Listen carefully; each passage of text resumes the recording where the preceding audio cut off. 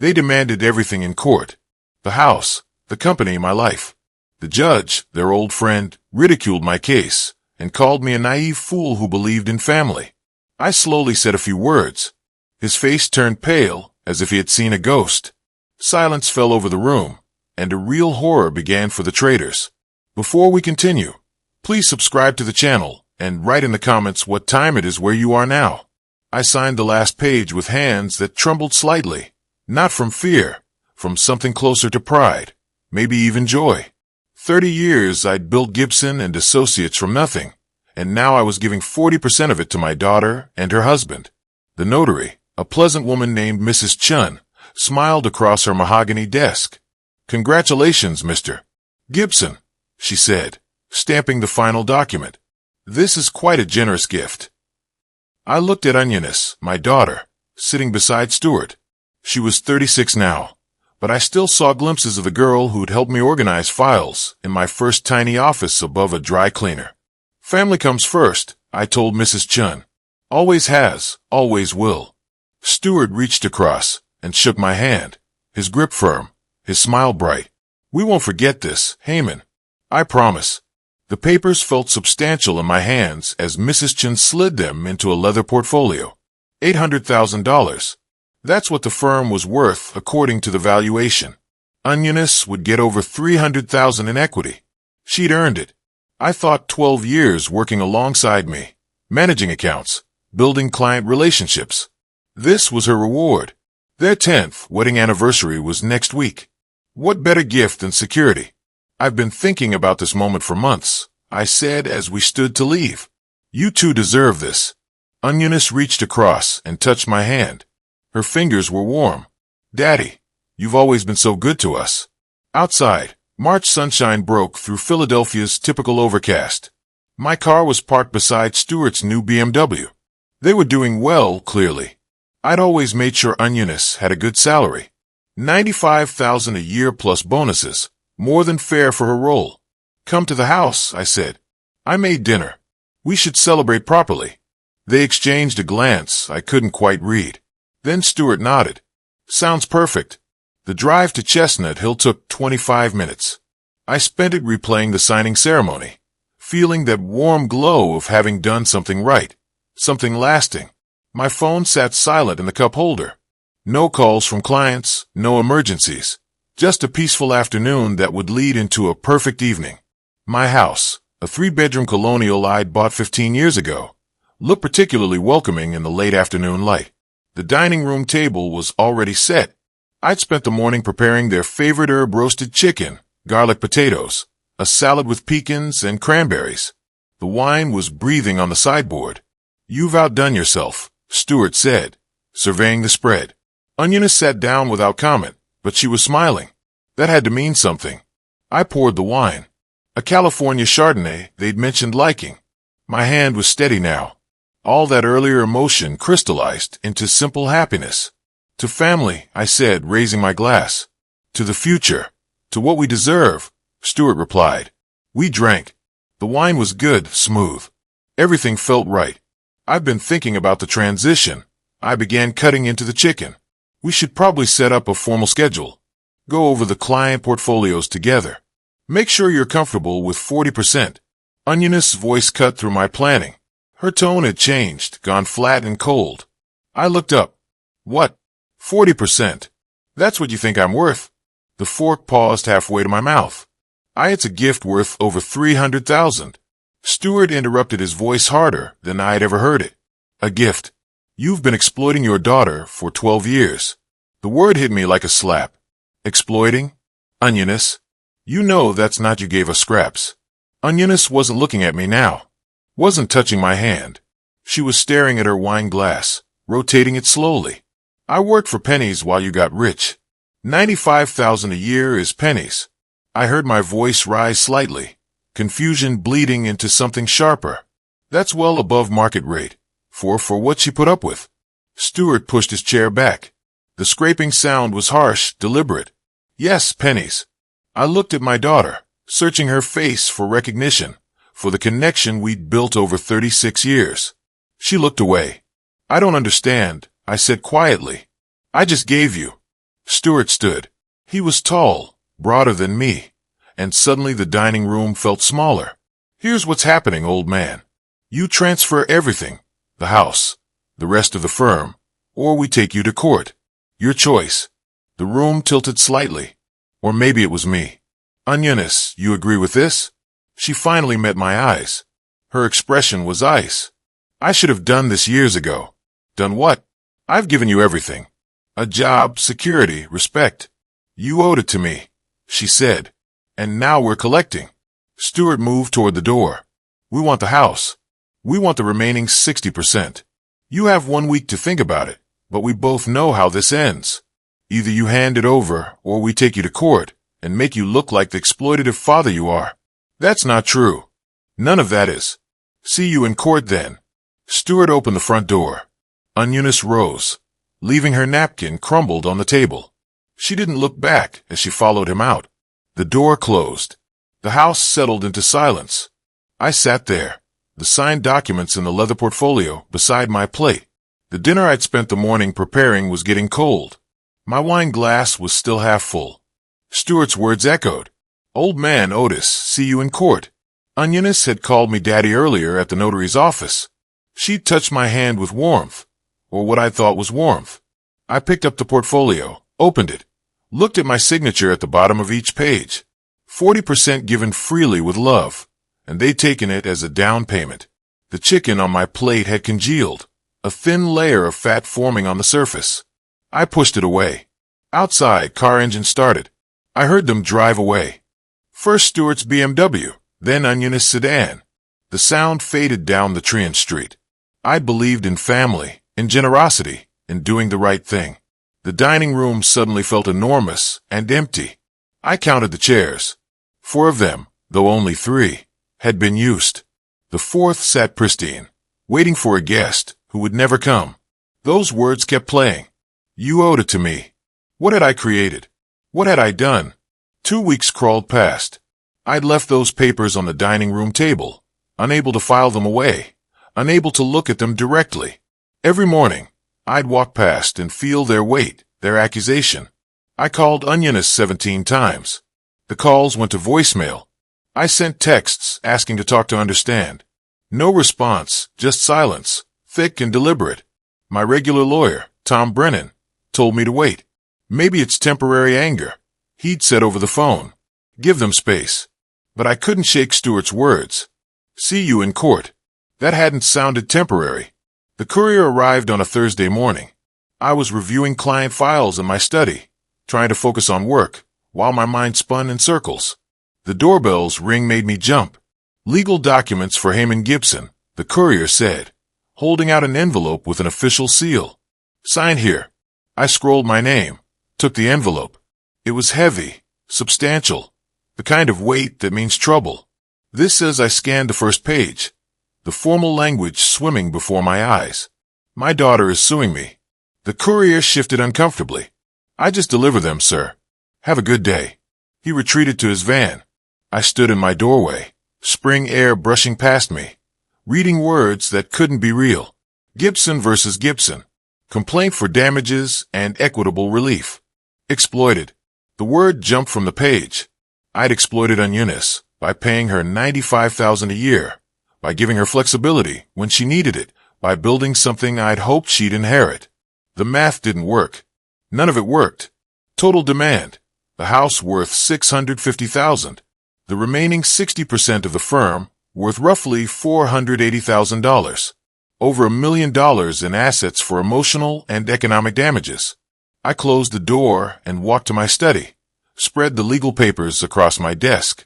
Then I pulled out 12 years of payroll records. Numbers had always made sense to me. Numbers were clean, logical, provable. I organized everything chronologically.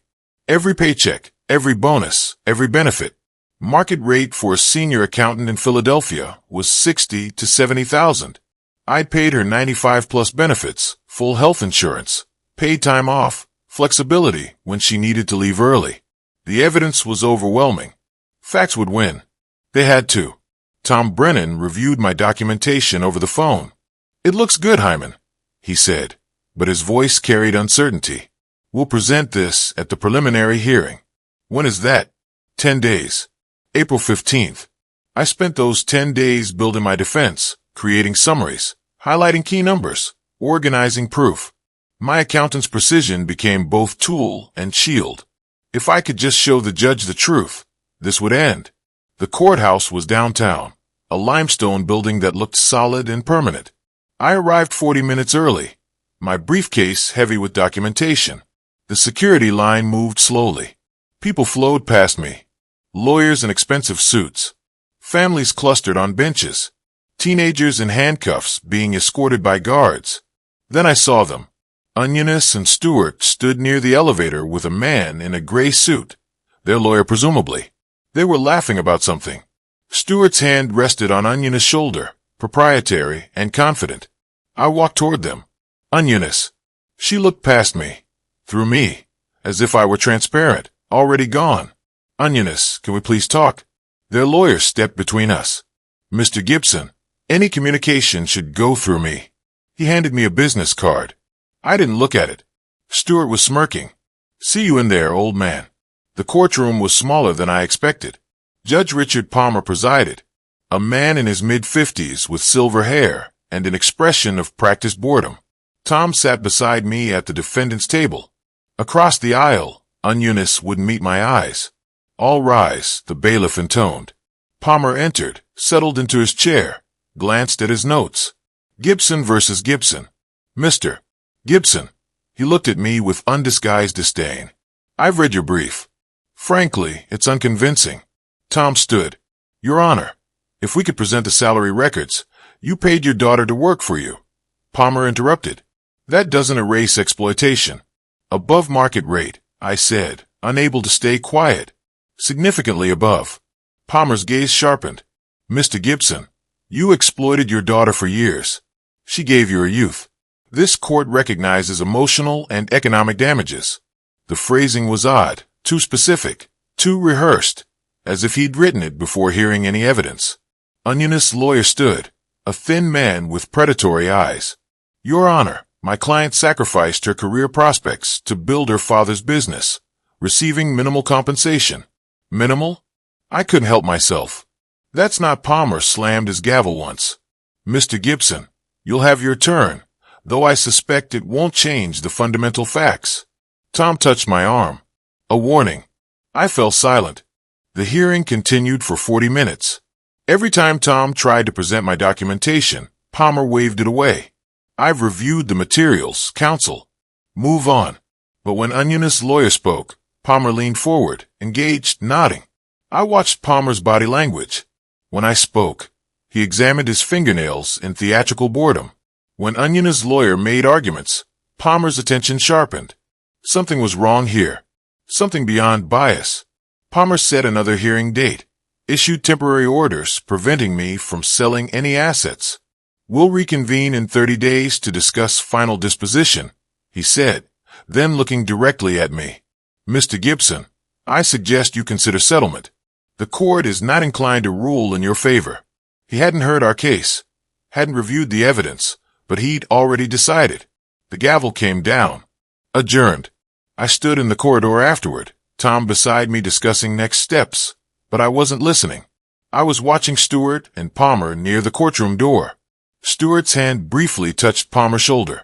Casual, familiar, not the touch of strangers, the touch of friends. Tom left. I stood there, people flowing around me, trying to understand what I'd just seen. Stewart approached, that smirk still fixed on his face. You look confused, old man. The judge, I started. He didn't even look at my evidence. Of course he didn't. Stewart laughed. Actually laughed. Rick's my boy from college. We go way back. Sigma Chi brothers. Think you ever had a chance in there? The corridor tilted. Rick, Judge Palmer. Yeah. Palmer and I used to close down bars together. Still meet for golf every few weeks. You lost before you walked in. Heyman thought you should know that. I couldn't find the words. That's illegal. Stewart leaned closer. Prove it. Oh, wait. You can't. See you at the next hearing, when we take your house. He walked away, rejoining Onioness. She looped her arm through his. They disappeared toward the elevator, celebrating. I made it to my car, somehow. Sat in the driver's seat, key in the ignition, but not turning it. The parking lot emptied around me. Morning became noon. My phone buzzed with messages from my office. Client emergencies, questions about accounts. I couldn't make myself care. The legal papers sat in the passenger seat, where I'd thrown them. Stewart's words looped endlessly. You lost before you walked in. He was right. I'd believed in fairness, in documentation, in truth. But they'd built a trap long before that notary's office, long before that dinner, and I'd walked into it smiling, carrying signed documents, thinking I was being generous. The courthouse stood behind me, limestone and permanent, representing a system I'd trusted my entire life. A system that was rigged, bought, corrupted by old college friendships and backroom arrangements. I'd been a fool, a kind, generous, documented fool. But something was changing inside me, crystallizing like ice.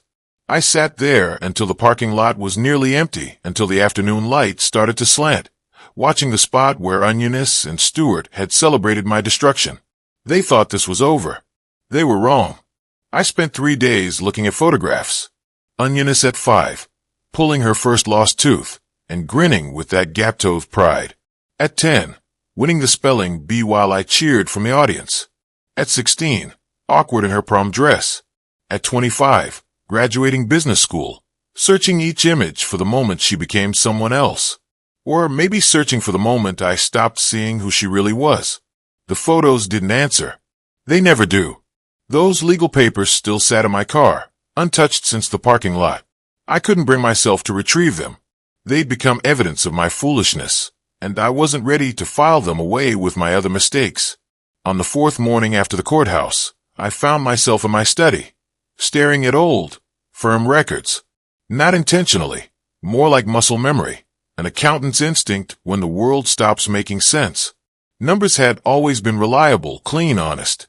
I pulled the previous year's quarterly reports, flipped through transaction logs without really looking, seeking comfort in familiar columns, familiar patterns. Then something caught my eye. Travel reimbursement. November 2023, Boston Conference. Amount $4,200 paid to Onioness. But I'd been at that conference alone. Onioness had called in sick that week. I remembered because I'd phoned a check on her, brought soup when I returned. My pen circled the entry before my brain fully processed what I was seeing. I pulled more records. January 2024, consulting bonus to Stuart Callahan. $3,800. Not approved by the board. I would have remembered approving it. March 2024, another travel reimbursement. Seattle. Onioness hadn't gone to Seattle. April, $5,000 in expense reimbursements for client entertainment. No receipts attached. The patterns emerge like shapes in fog, gradually solidifying. Small amounts, nothing dramatic enough to trigger alerts during quarterly reviews. Under $5,000 each time, but frequent, consistent, deliberate. I spent the next week systematically reviewing 18 months of financial records, created spreadsheets tracking every suspicious transaction, built timelines, charted patterns. My study wall became a physical map of digital crime. Printed statements, index cards connected by string, highlighted passages forming a web. $47,000 over 14 months. Not massive, but criminal. And more importantly, proof of premeditation. This wasn't spontaneous greed, following my gift. This was a long con. They'd been positioning themselves, stealing incrementally, building justification for their eventual demand. The gift wasn't the beginning. It was the culmination. They'd studied me, learned my blind spots, my quarterly review schedule, my trust in family, my accountant's focus on patterns large enough to matter, missing the death of 1,000 small cuts. I sat back in my chair, the spreadsheet glowing on my laptop screen. They hunted me. I said aloud to the empty room. This wasn't spontaneous. This was a plan. The words echoed against family photos on the wall. Not a naive father, not a fool. Prey. But prey can become predator. The distinction mattered because it meant this wasn't about me being wrong. It was about them being criminals. That changed everything. I needed a different kind of lawyer. Not Tom Brennan with his uncertainty and gentle suggestions. Someone who specialized in corporate warfare. Someone who understood forensic accounting. Research took 2 days. Daniel Kowalski's name appeared repeatedly in business litigation cases. Specialty: corporate disputes with financial complexity. Background: Big Four accounting firm before law school. Current rate: $350 per hour. Expensive, but I wasn't looking for cheap. Kowalski and Associates. A professional voice answered. I need a corporate lawyer, I said. Specifically, someone who understands forensic accounting. What's the situation? Family business dispute. But it's not what you think. I have documentation of embezzlement spanning 14 months.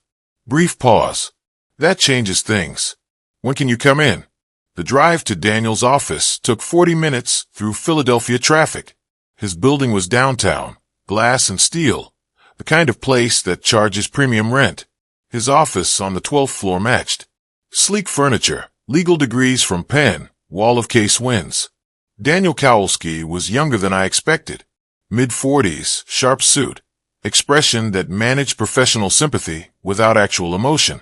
I placed a 3-inch folder on his desk, organized with tabs and color-coded highlights. He picked it up, tested its weight, looked surprised. You compiled this yourself. I'm an accountant. Was an accountant.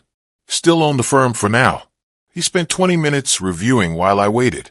His expression shifted from skeptical to interested to impressed. This is thorough work, Mr. Gibson. He closed the folder. But we have a problem. The 40% I already gave them. Exactly. You transferred ownership without clawback provisions, without conditions tied to performance or conduct. That complicates any action we take.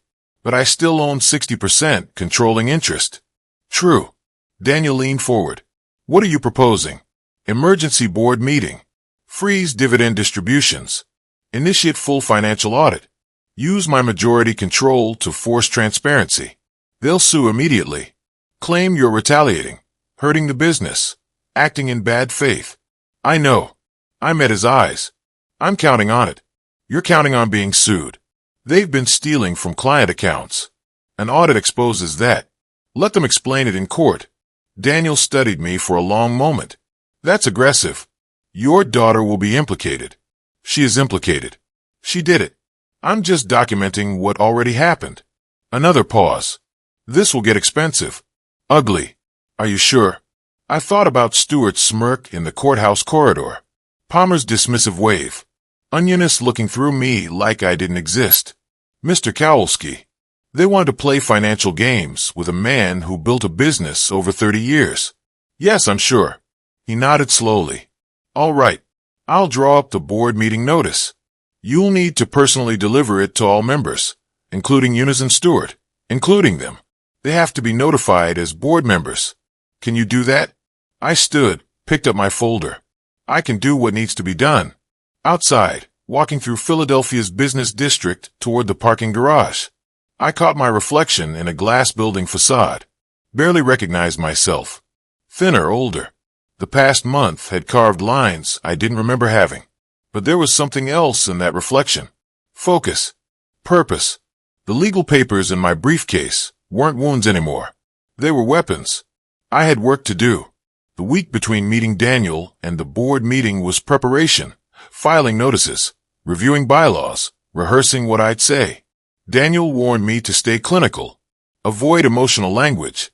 You're exercising fiduciary responsibility, not punishing your daughter. Remember that distinction. I arrived at Gibson and Associates 40 minutes early.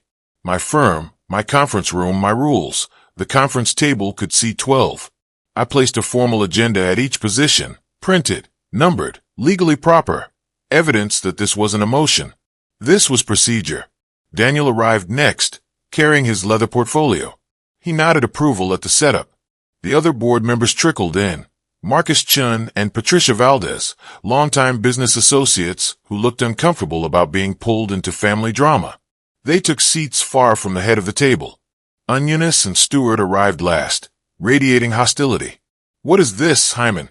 Stewart demanded, not sitting. Some kind of power play. Emergency board meeting properly noticed per company bylaws. Please sit. I don't take orders from Daniel's voice cut clean. Mr. Callahan, as a board member, you're required to attend properly noticed meetings. You can participate or leave. but the meeting proceeds either way. Stewart sat, glaring. This is pathetic. I opened the agenda, kept my voice level. First item, I'm proposing immediate suspension of all dividend distributions, pending completion of comprehensive financial audit. Stewart's hand slammed the table. The sound echoed. Everyone flinched except me. You can't do that. As majority shareholder with 60% control, I can and am. Onioness leaned forward. Her voice tried for warmth. It didn't reach. Dad, this is you're hurting us financially. Miss Gibson. I didn't call her Onioness. If the firm's finances are sound, an audit will prove that. Unless there's something concerning hidden in those finances. Are you accusing? Stewart started. I'm proposing an audit. Standard business practice. All in favor? My 60% carried it. Marcus and Patricia voted with me. They had to legally. Stewart and Onioness 40% meant nothing.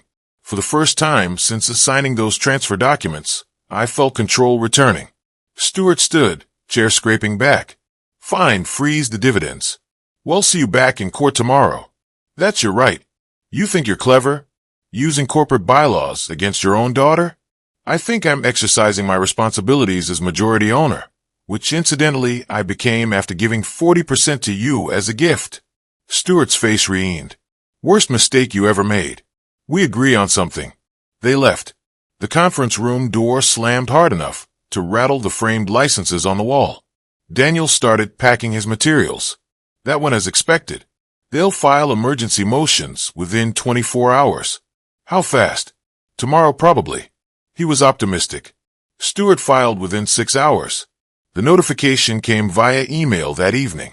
Emergency motion claiming economic abuse, retaliatory punishment, destroying daughter's livelihood, requesting immediate restraining order against my corporate actions and appointment of independent manager to run firm during lawsuit. Emergency hearings scheduled for next morning. Palmer's courtroom. Of course. We arrived at the courthouse prepared. Daniel had our response brief, the embezzlement evidence, corporate bylaws highlighted. Different emotional space for me this time. I had strategy now, documentation, professional counsel backing every move. Palmer's courtroom felt smaller than I remembered. Or maybe I'd grown larger, less easily diminished. Onioness lawyer painted me as vindictive father, weaponizing business ownership to punish his loving daughter. Palmer nodded along, making notes. When Daniel stood to present our evidence, Palmer didn't look up. Your Honor, we have evidence of embezzlement that directly explains Mr. Gibson's corporate actions. Counselor, this isn't a criminal trial. The motion concerns economic abuse. The two are connected. If Ms. Gibson and Mr. Callahan were stealing from client accounts. Palmer's gavel came down sharp. That's not relevant to this motion. Mr. Gibson froze assets to punish his daughter. That's retaliatory and abusive. Daniel half rose. With respect, Your Honor, protecting corporate assets from theft is neither retaliatory nor abusive. Your objection is noted and overruled. The pattern here is clear. A vindictive father weaponizing business ownership. I watched Palmer's face. No uncertainty there. No consideration. He decided before we entered. I'm granting the emergency motion, Palmer continued. All actions taken by Mr. Gibson regarding Gibson and Associates are hereby suspended. An independent manager, Mr. Robertson, will assume operational control pending resolution of the underlying lawsuit. Daniel tried once more. Your Honor, may I ask Mr. Chen's qualifications? He's a certified financial manager with extensive experience and his relationship to this court. Palmer's expression went cold. Are you implying something, Counselor? I'm asking a procedural question. He has no relationship to this court. Next matter. The gavel dismissed us. In the hallway, Daniel was already on his phone, furious, professional composure cracking. I'm filing judicial misconduct complaints. That was blatant bias. I pulled out my own phone, searched Robertson, Philadelphia financial manager. The results loaded. Robertson, married to Susan Palmer. I kept searching. Susan Palmer, maiden name Reeves. Judge Catherine Reeves. Palmer, the judge's wife. Sisters. I showed Daniel the screen. Robertson, married to Susan Palmer, Judge Palmer's wife's sister-in-law. Daniel stared. He appointed his wife's cousin. That's brazen. That's how confident he is. He's not even hiding it anymore. This is grounds for immediate misconduct complaint. Maybe even removal. File it. I pocketed my phone. But Palmer won't stop because of complaints. He'll stop when we expose the whole network. Stewart's voice carried down the corridor, loud and performative. Judge Palmer, thank you for seeing through the manipulation. My wife was devastated by her father's actions. Palmer smiled, waved it off. Just doing my job, son. Protecting families from financial abuse. They shook hands warmly. Two friends in a public space, not bothering to hide their connection. Eunice walked past me toward the exit. For a brief moment, our eyes met. Something flickered there. Not guilt exactly, but discomfort. She knew this was wrong. The corruption was too obvious, even for self-serving blindness. But she kept walking. Daniel and I ended up on the courthouse steps. Afternoon sun beating down. Traffic flowing past on Market Street. We'll appeal, Daniel said, already strategizing. File judicial misconduct complaint. Request different judge. This kind of corruption, we can fight it. How long? Appeals? Months minimum. Misconduct investigation could be a year. They'll own everything by then. House, business, every asset I spent 30 years building. Which is why we fight this aggressively. Discovery depositions exposing every connection between Palmer and Stewart. Palmer and Chun. I watched a bus pull away from the curb. Normal people going to normal jobs. Trusting that systems worked. That courts were fair. That judges followed the law. Do it, I said. File everything. But we need something faster. Something they can't manipulate through Palmer. Like what? I didn't answer because I didn't know yet. But standing on those courthouse steps, watching Stewart and Eunice drive away in their expensive car, bought with firm money, my money, laughing like they'd won some kind of game, I understood something fundamental. The system wasn't just broken. It was actively working against me. Palmer wasn't an obstacle. He was their weapon. We need more than grounds for appeal, I said quietly. We need evidence they can't ignore. Proof so clear that even corrupt judges can't dismiss it. Daniel looked at me, recognizing something in my tone. What are you thinking? I'm thinking 47,000 in documented theft isn't enough. We need the whole picture. Every connection, every payment, every lie. That could take months of investigation. Then we'd better start now. My phone buzzed. Robert Chun, the independent manager, had already changed the locks at my firm. I was shut out of my own business. They thought this was over. Thought I'd accept defeat like I had accepted the gift signing, the lawsuit, the first courthouse humiliation. They were wrong. For days after the courthouse defeat, I sat in a cafe, 2 blocks from where Palmer had destroyed me again. The coffee had gone cold hours ago. Condensation ring marking as time on the scarred wooden table. I'd watched the ring form, expand, merge with others. 3 hours, maybe 4. Hard to track when nothing mattered. Daniel had called that morning. Another emergency motion denied. Different judge this time, but same result, deferred to Judge Palmer's discretion. The legal language for we won't contradict our colleague, even when he's wrong. Robert Chun had changed the locks at Gibson and Associates, my firm. 30 years building it, and now I couldn't walk through the front door. Mr. Gibson. I looked up. A woman around 60 stood beside my table. Confident posture, sharp eyes behind practical glasses. Do I know you? Irene Walsh. We worked together briefly 15 years ago. I was the auditor on the Brennan manufacturing account. Vague memories surfaced. Professional woman. Thorough work. Asked good questions. That's a long time ago. If you're looking for accounting services, I'm not. She sat without invitation. I was in the courthouse gallery yesterday. I saw Palmer dismiss your case. My jaw tightened. Then you saw me lose again. I saw a corrupt judge protect his friends while destroying an honest man. Her tone wasn't sympathetic. It was clinical, observational. Palmer is corrupt. Everyone in legal circles knows it. No one can prove it. I've filed complaints. My lawyer has filed complaints. How long until those are reviewed? I look back at my cold coffee. 18 months, maybe longer. In 18 months, Palmer will have transferred everything you own to your daughter and her husband. You'll have nothing left to fight for. The words hit harder because they were true. So, what do you suggest? I don't have 18 months. Then we find evidence they can't ignore.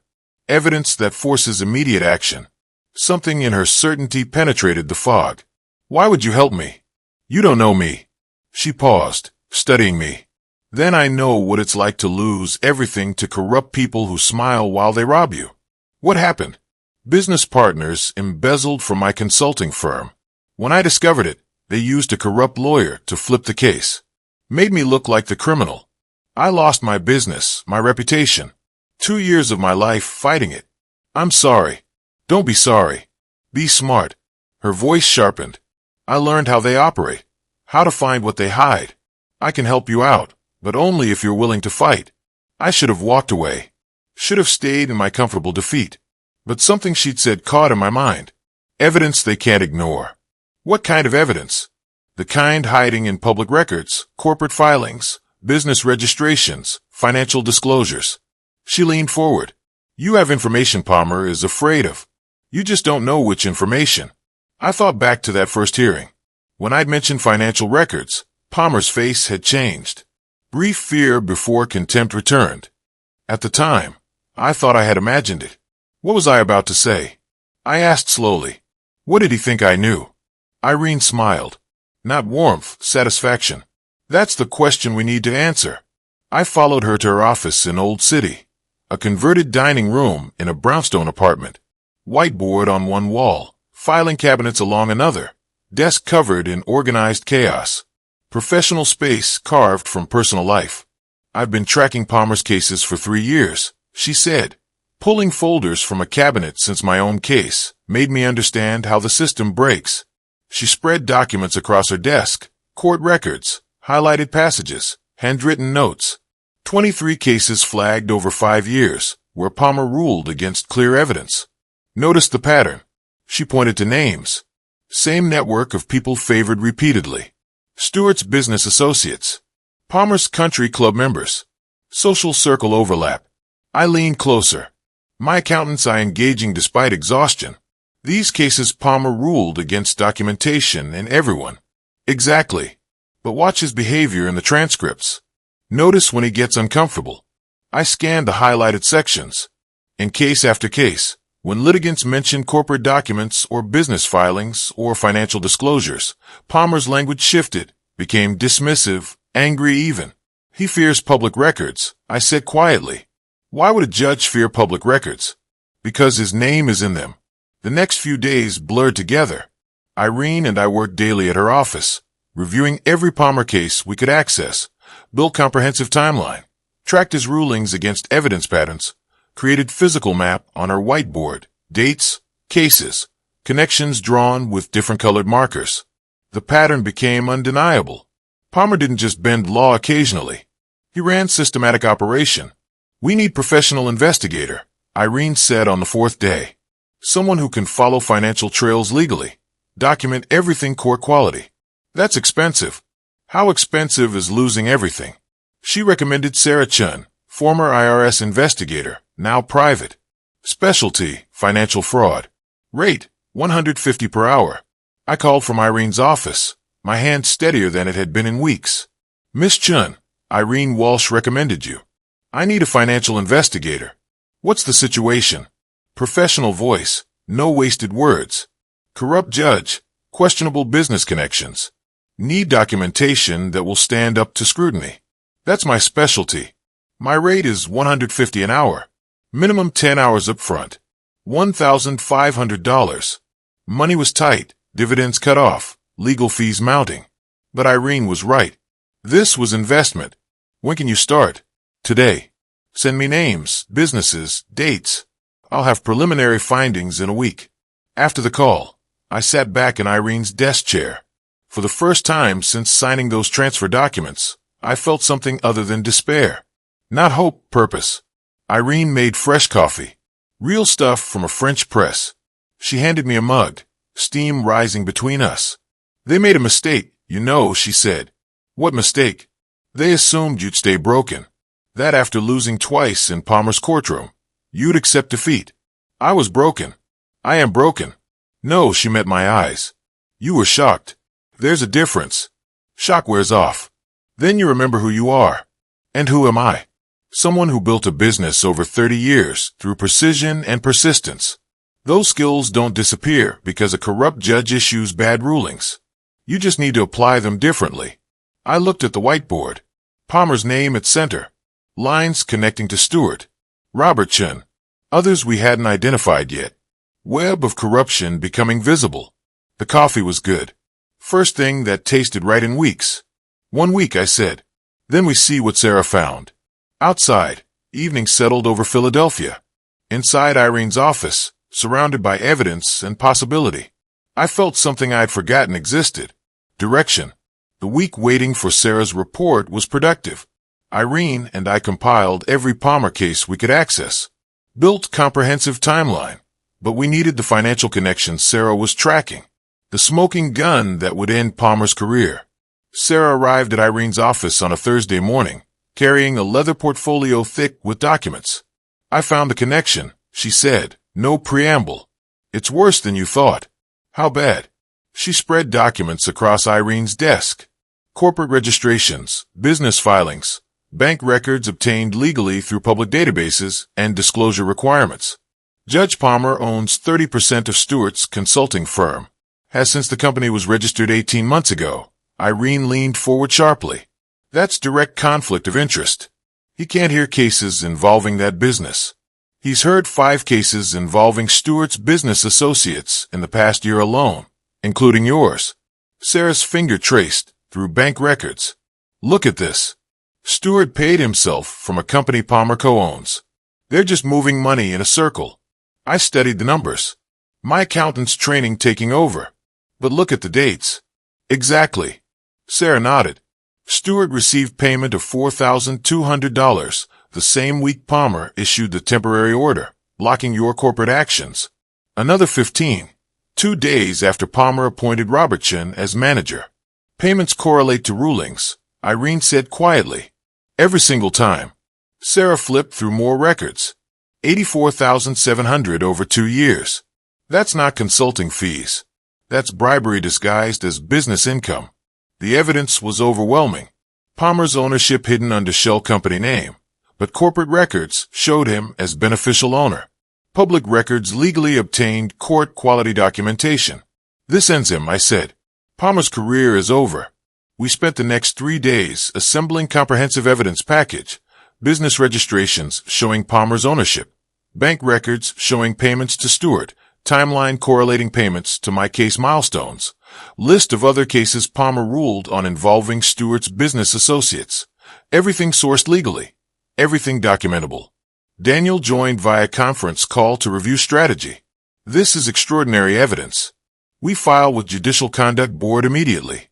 Motion for recusal simultaneously. How fast can they act? I asked. For something this documented emergency review, maybe 2 weeks. 2 weeks. After months of suffering, 2 weeks seemed manageable. I can wait 2 weeks.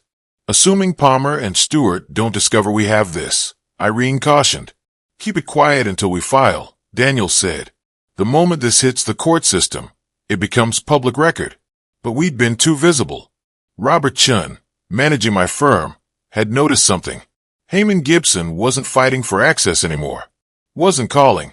Wasn't protesting. Just gone. Stewart got paranoid. What's the old man doing? He had someone watch me. Saw me meeting repeatedly with Irene and Sarah at Irene's office. Didn't know specifics, but knew I was planning something. The counterattack came on Friday afternoon.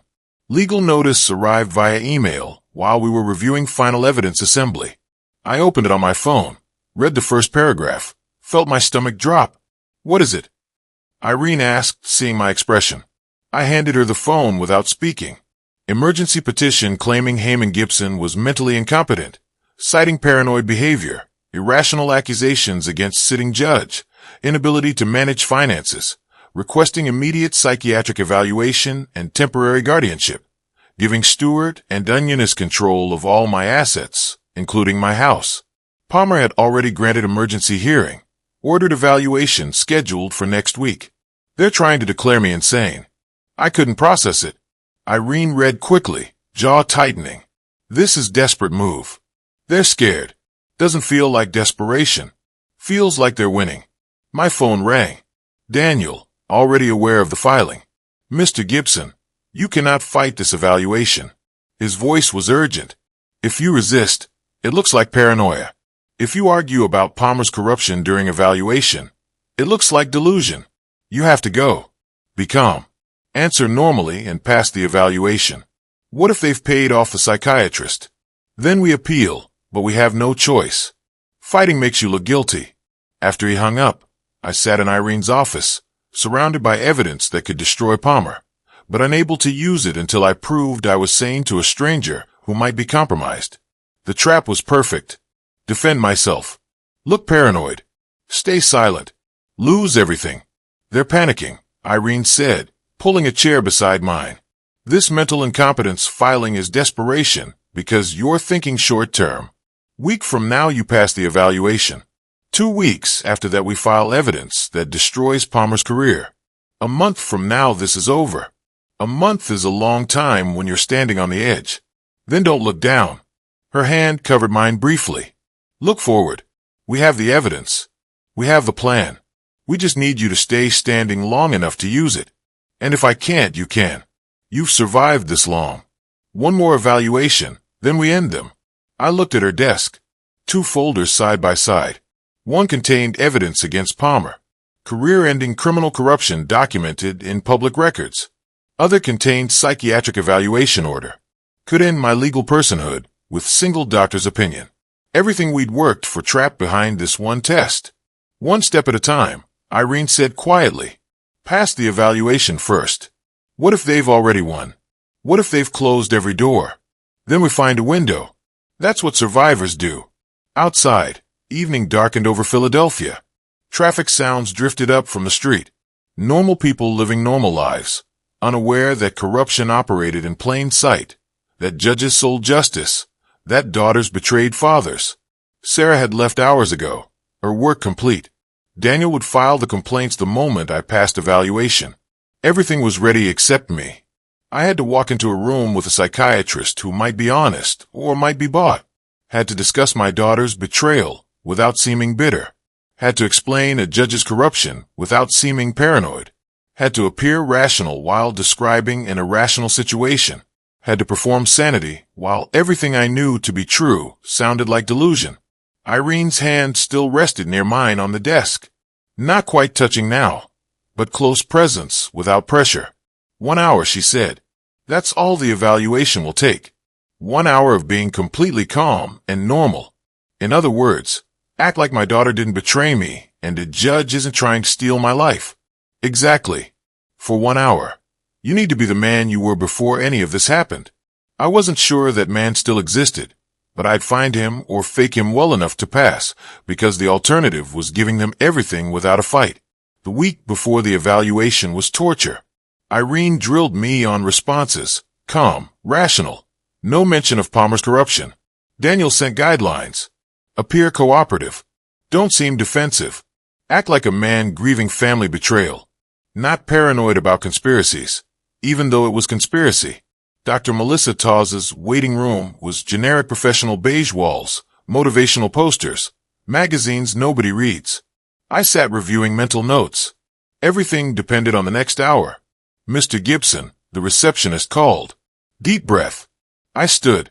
Dr. Torres's office was warmer than expected. Psychology credentials on the wall. Comfortable chairs. Natural light through large windows. She was mid-40s.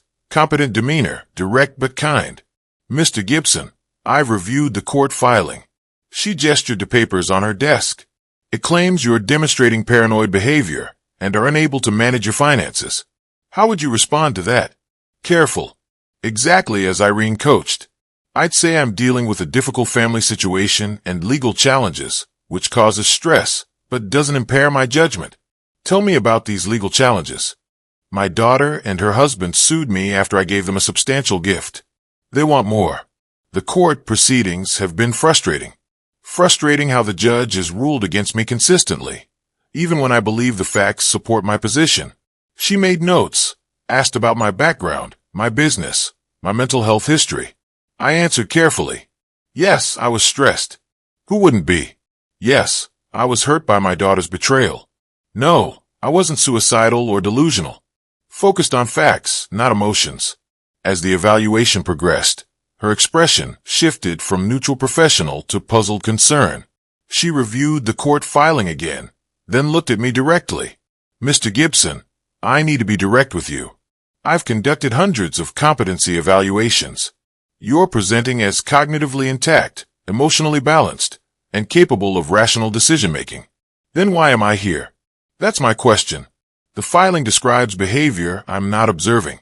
No paranoia, no impaired judgment, no inability to manage affairs. Quite the opposite. You're articulate, organized, and your emotional responses are proportional to the situation. Something loosened in my chest. So, your report will say I'm competent.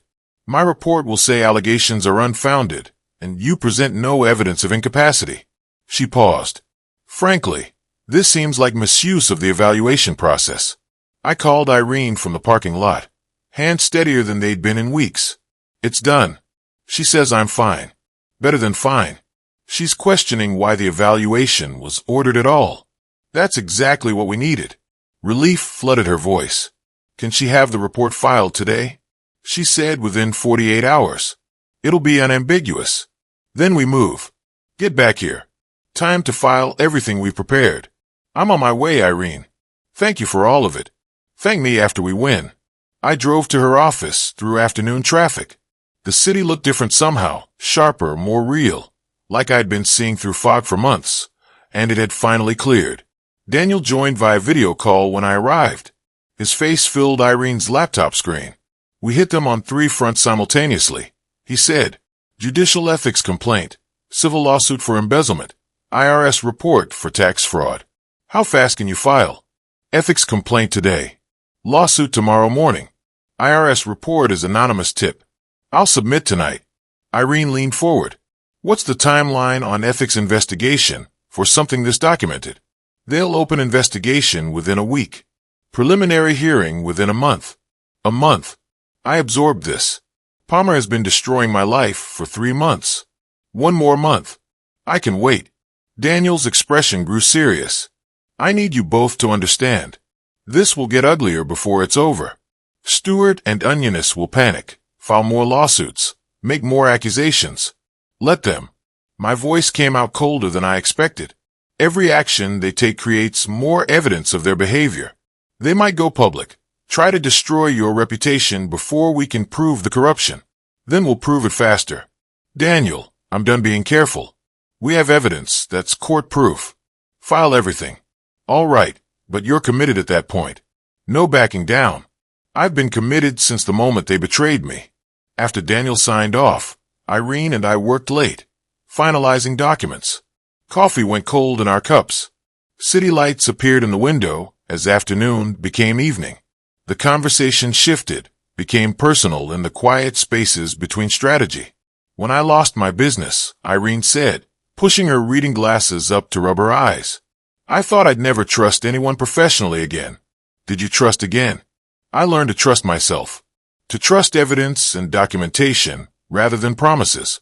It's lonely but safer. I understand that. I stared at the whiteboard covered in Palmer's connections. After Sarah died, my wife I stopped letting people close. Built walls without realizing it. Are the walls still there? Some of them. I met her eyes. But working with you these past weeks, it's different. I'm not alone in the fight. No, you're not alone. The moment stretched, not quite romantic, but something shifting between us. Partnership becoming something more. As I prepared to leave, Irene walked me to the door. Brief hesitation. You know you're not alone in this anymore, right? Whatever happens, you have someone in your corner. I know. I don't think I could have survived this without you. Not just the strategy, the partnership. Partnership. Small smile. That's a good word for it. For now. For now. Go home. Sleep if you can. Tomorrow we change everything. I drove home through Philadelphia streets. City passing by windows. But for the first time in months, I didn't feel alone. Tomorrow, we filed everything. Tomorrow, the real fight began. That night, I slept better than I had in months. Not because the fight was over, but because I was finally fighting back on my terms.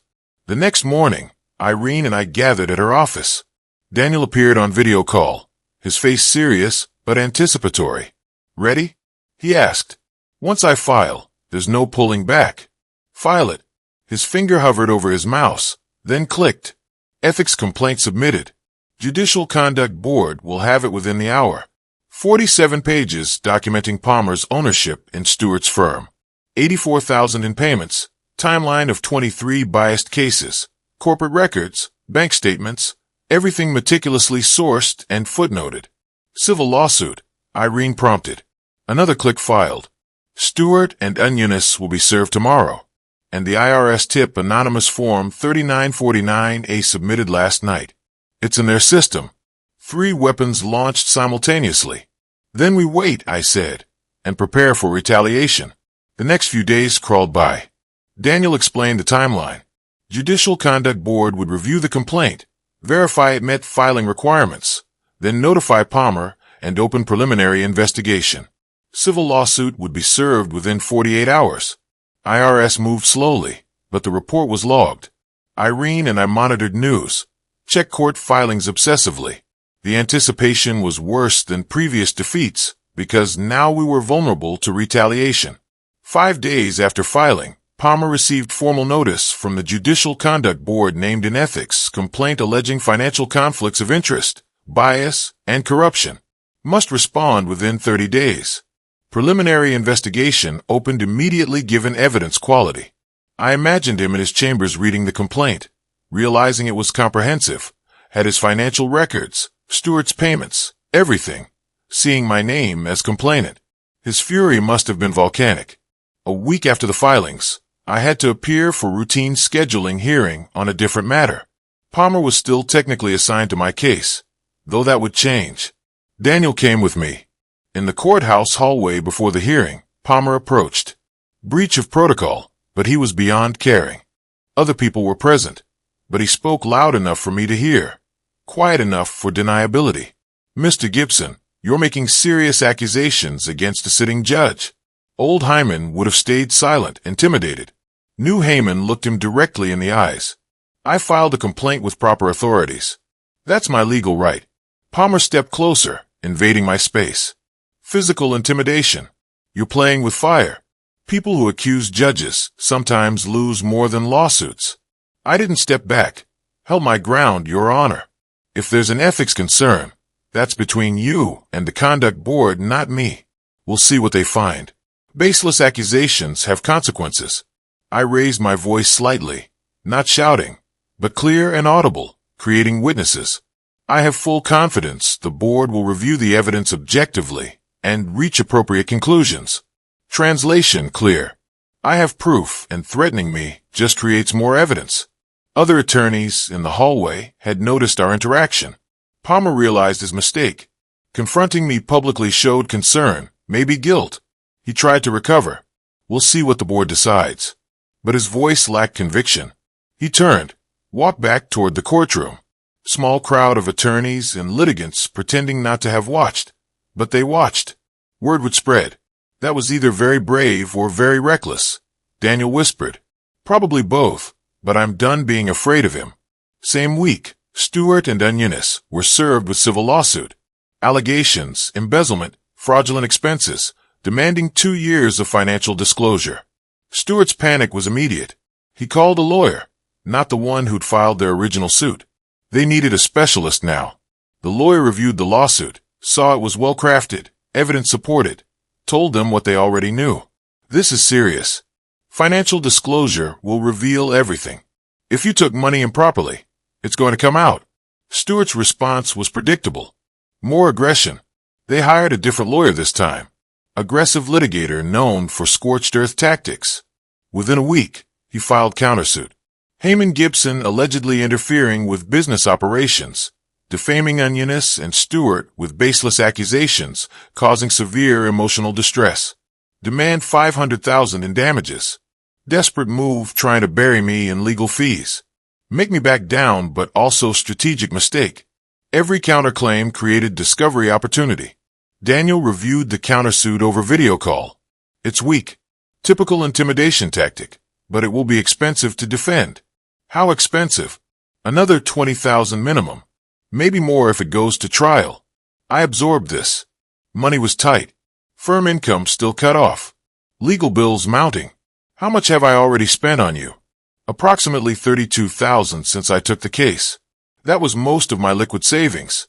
Irene's hand touched my arm. But you're not stopping. No, we finished this. The countersuit is desperate, she said. It means we're winning. Doesn't feel like winning. Feels like drowning in legal paper. That's their goal, Daniel said. But every claim they make creates discovery opportunities. We can subpoena their financial records, depose them under oath, force them to answer questions. How long until Palmer's preliminary hearing? 3 weeks. Judicial Conduct Board moves fast when evidence is this clear. 3 weeks. I can last 3 weeks. We all can, Irene said quietly. That evening, back at Irene's office, I stood at the whiteboard where our investigation timeline was mapped. Palmer's preliminary hearing scheduled for 3 weeks out. Stewart and Onionist's response to lawsuit due in 2 weeks. IRS audit might take months, but it was in motion. Everything was active now. No more waiting, no more defense. I turned to Irene. They think filing a $500,000 lawsuit will scare me into backing down. Will it? I've already lost my business, my daughter, my savings. They can't threaten me with losing what doesn't exist. But I can take back what they stole. 3 weeks until Palmer faces the board. Then we see if the system can still work. If evidence still matters. It has to. Otherwise, nothing means anything. It will.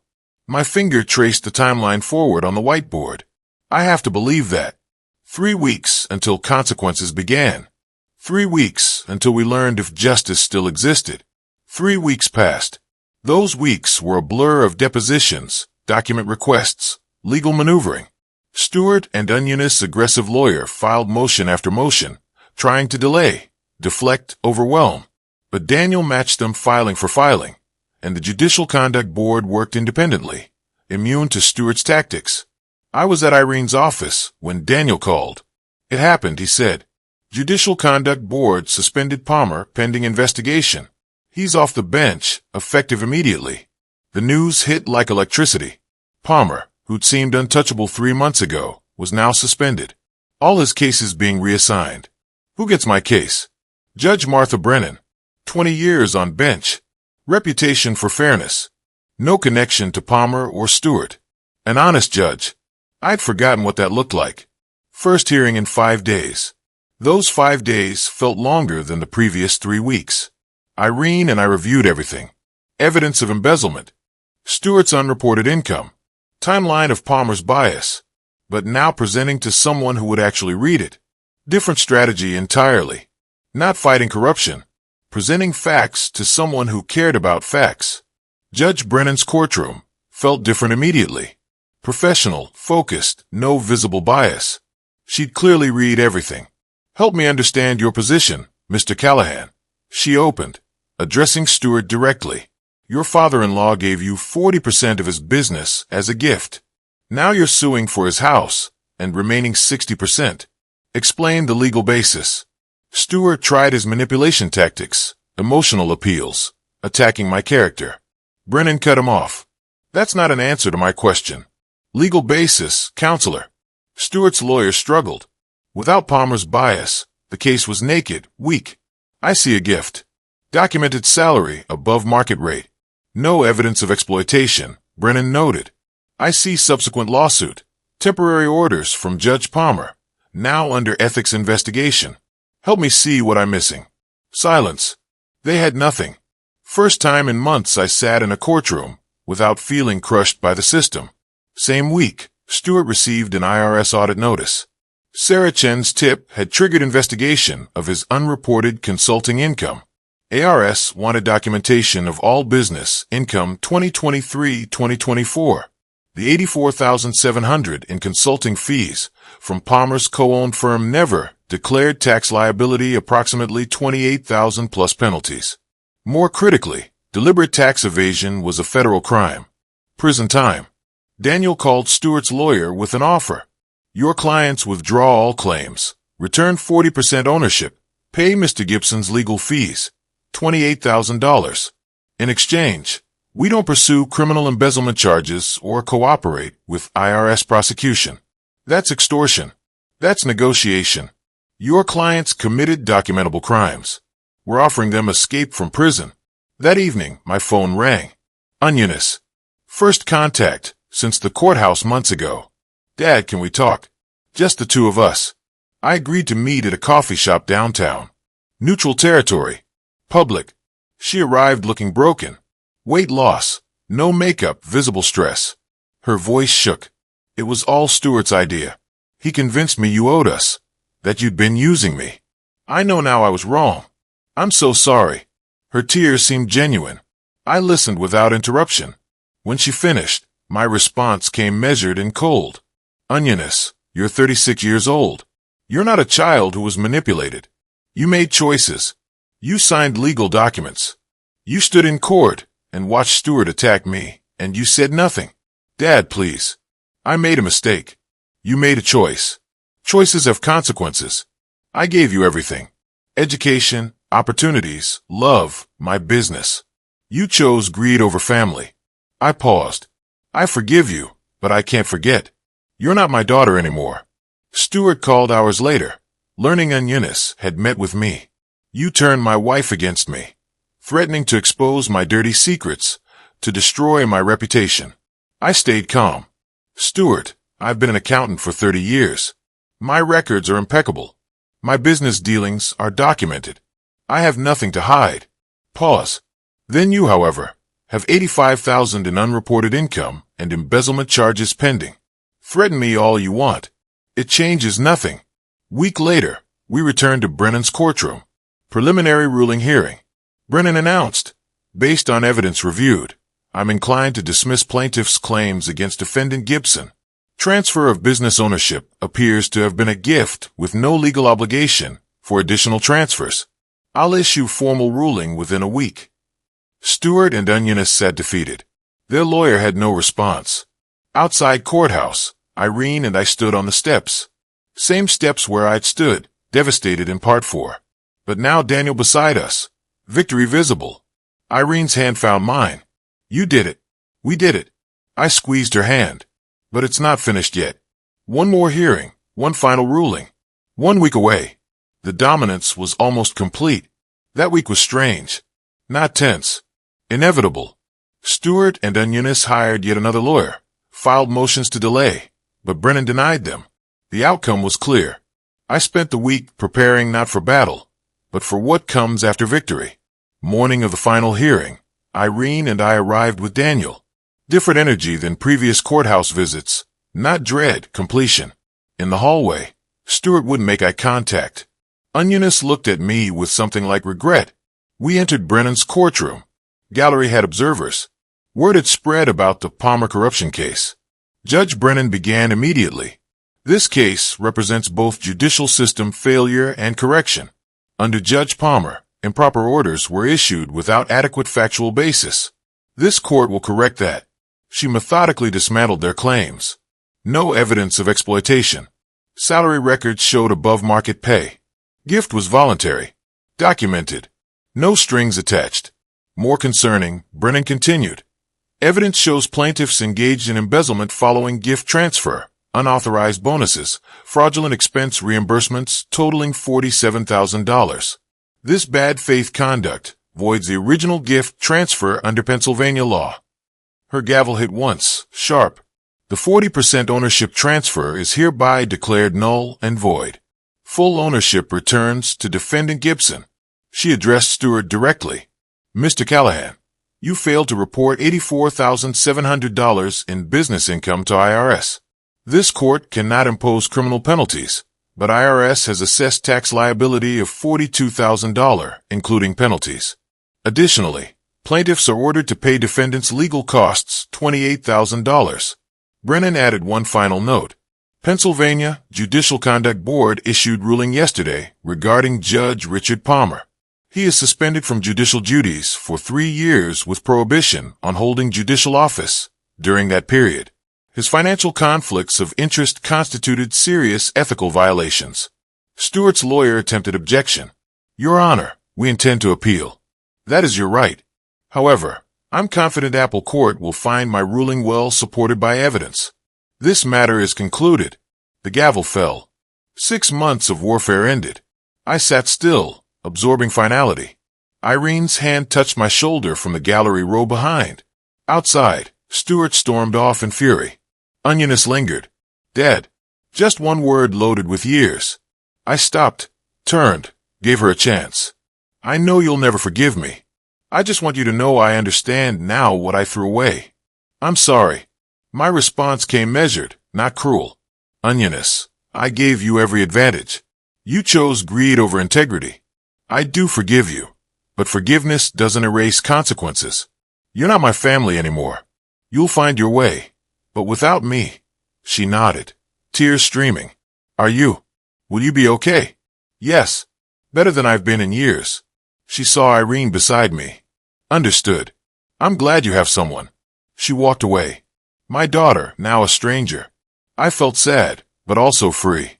Irene linked her arm through mine. Ready to leave? Yes. Let's go home.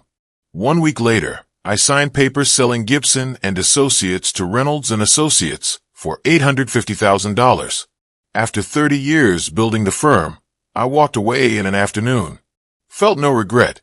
The firm represented old life, betrayal, pain. Time for something new. Irene and I filed paperwork for Bow Walsh Gibson Financial Protection Services, consulting firm helping elderly business owners protect themselves from family financial abuse.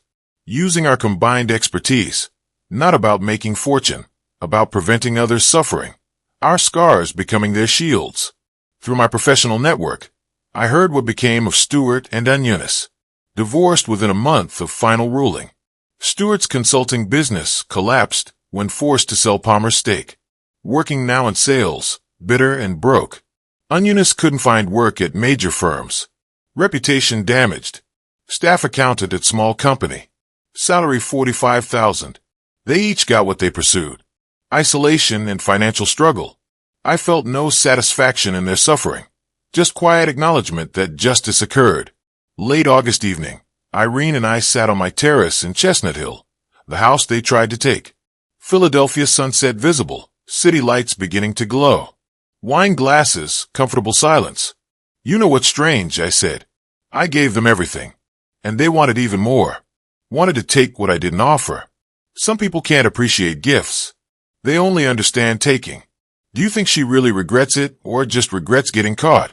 Irene considered. Does it matter? Either way, she lost her father. That's consequence enough. I almost gave up multiple times. But you didn't.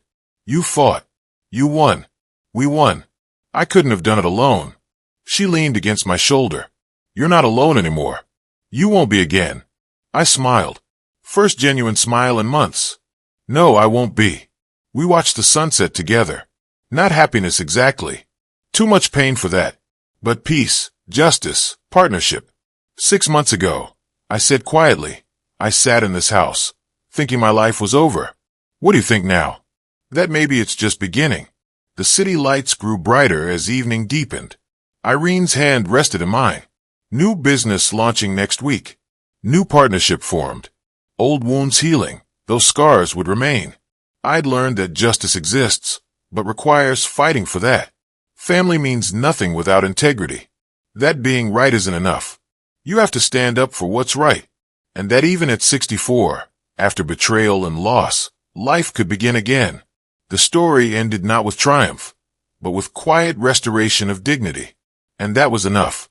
If you like this story, please like this video, subscribe to the channel, and share your impressions of this story in the comments.